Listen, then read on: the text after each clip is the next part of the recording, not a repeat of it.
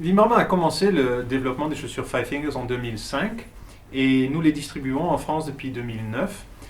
Et ces chaussures ont donné naissance à véritablement un nouveau segment sur le marché du running qu'on appelle le segment du minimalisme ou du barefoot. Le barefoot veut dire pieds nus.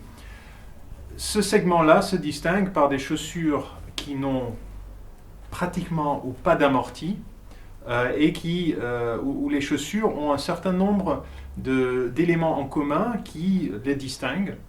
Ce qui est intéressant, c'est que c'est complètement à l'opposé du tendance du marché depuis une vingtaine d'années de rajouter toujours plus d'amortis et des technologies qui vont nous faire courir mieux ou qui sont censées protéger le corps, mais qui n'ont pas véritablement tenu les promesses. Alors, quand on voit la définition du minimalisme ou du barefoot tel que nous le donnons, nous parlons en fait d'une chose qui est très simple et que nous appelons l'interface neutre. Alors qu'est-ce que ça veut dire? Entre le pied et le sol, quand le pied est nu, il n'y a aucune interface, il n'y a rien qui modifie le comportement biomécanique du pied. Quand on va mettre une chaussure, par contre, cette chaussure va contraindre le pied dans des mouvements qui ne sont pas forcément des mouvements naturels et vont modifier donc le comportement du pied et sont donc une interface entre le pied et le sol qui n'est pas neutre, qui va par exemple mettre les orteils tous ensemble. On voit des chaussures de running qui sont plus ou moins rigides avec les orteils qui vont vers le haut devant, parce que la chaussure est finalement faite pour rouler et n'est pas faite pour laisser bouger les pieds naturellement.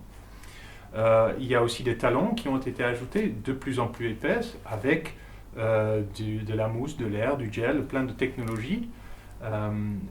Et véritablement, quel est le point intéressant, c'est que l'homme est sur Terre depuis environ 2 millions d'années et nous savons que l'homme est fait pour courir. C'est notre façon de nous déplacer sur de très longues distances.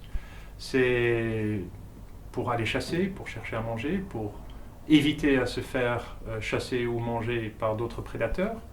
Donc l'homme court depuis toujours sur de très longues distances et ce n'est que finalement depuis très peu d'années, 2 millions par rapport à les 20 dernières années où toutes ces technologies ont été ajoutées aux chaussures. Et ce qui est très intéressant, c'est que les fabricants établis ont d'abord nié la logique qui est la nôtre par rapport aux chaussures minimalistes, pour ensuite finalement venir sur ce marché aussi avec chacun sa philosophie sur la question. Notre philosophie est que la chaussure doit être une interface la plus neutre possible pour que le pied puisse bouger naturellement tel que c'était prévu.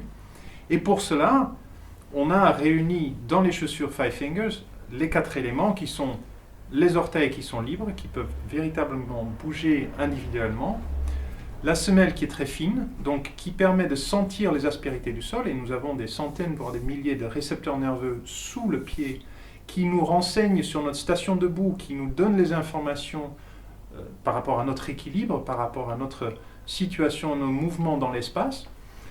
Avoir ces sensations à travers la semelle est très très importante, et avec les Five Fingers, on les sent. Troisième chose, le talon est au même niveau que la plante de pied, donc on se tient comme c'est prévu naturellement avec un pied à plat et le corps, s'il est en 90 degrés, la colonne vertébrale en forme de S où les vertèbres sont alignées comme c'était prévu, il n'y a pas de modification de cet alignement par un talon qui est plus haut. Et dernier point, quand on dit qu'il faut tenir la cheville, la question c'est pourquoi? Est-ce que la cheville ne peut pas se tenir tout seul? Donc, les chaussures Vibram Five Fingers sont faites pour entourer le pied, pour le protéger d'éventuelles salissures ou des objets coupants qu'on peut trouver sur la route, mais d'être une interface neutre, la plus neutre possible, pour que le pied retrouve ses mouvements naturels et sa façon de bouger telle que c'était prévu à l'origine.